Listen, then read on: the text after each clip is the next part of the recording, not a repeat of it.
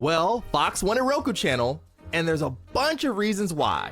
This week, a bombshell report from the New York Times and Hollywood Reporter let us in on this wild news in the world of free streaming TV. A lot of the trades, that means THR, Deadline, etc., have been saying for a week now that Roku Company was exploring a sale. Their stock price jumped with this news, and shortly after, Fox's acquisition started to hit everyone's social media timeline. I, of course, got flooded with messages about what does this mean for free TV? Is Tubi going away? What's going to happen with Roku Channel? But for me, the question is, why did Fox want the Roku Channel in the first place? And if you look at the money we're talking about here, that's a huge clue to what's really going on. I'm going to do my best to summarize what we're looking at here and offer a path of why Fox would be willing to shell out $22 billion on Roku. So the Fox Corporation, now headed by Lachlan Murdoch, is trying to unite Tubi and the Roku Channel under one umbrella. Basically, Fox is betting big on free streaming television. Now, the deal isn't official until 2027, and that's when the merger would be solid, although Roku's already announced it on their own site. And of course, regulatory bodies will have to sign off on this move, and there's a lot of red tape and a bunch of things to be figured out. But the reason that this particular move made sense for Fox is because of how much weight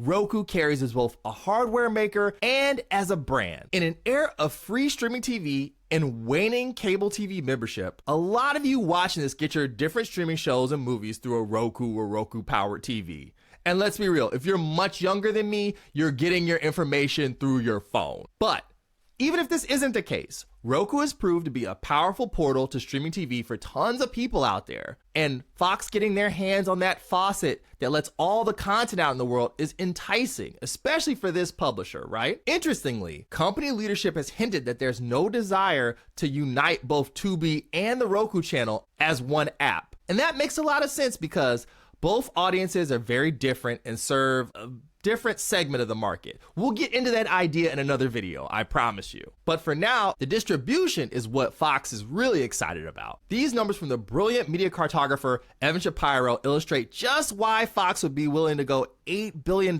into the red to bolster its own streaming offerings. Let's look at this chart from his own blog. Shapiro's genius. We can see that all these traditional media sources are lagging behind social media in a big way. If you're under the age of 50, you consume most of your content through a phone now. Yeah, older millennials and Gen Xers might prefer a screen stationary in your house somewhere sometimes, but there's just no denying that younger generations use their phones, and they're also completely geared towards vertical orientation, which means like TikToks, Reels, Shorts, micro dramas, stuff like that. Fox's own platforms are lagging pretty far behind YouTube, TikTok, and other social media platforms, to say nothing of its own broadcast giant peers. The company has an older demographic on lock with TV screen viewing, but moving into the future, they would have to find some way to reach audiences on smaller screens. And that's why this new deal with Roku Channel is so important. As younger viewers flock towards free streaming TV as opposed to services that require a subscription,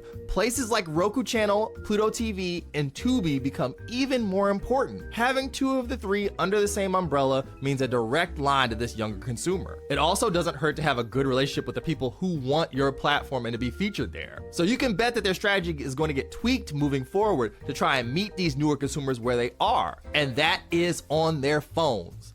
This isn't written in stone yet, but it looks like we're headed to a bit of a realignment when it comes to the future of free TV. So as we settle in for a fun weekend at home and you're looking for something to stream for free, we've got that right here. It's at How to Watch Free TV. You should subscribe. We've got interviews, analysis, recommendations, and more.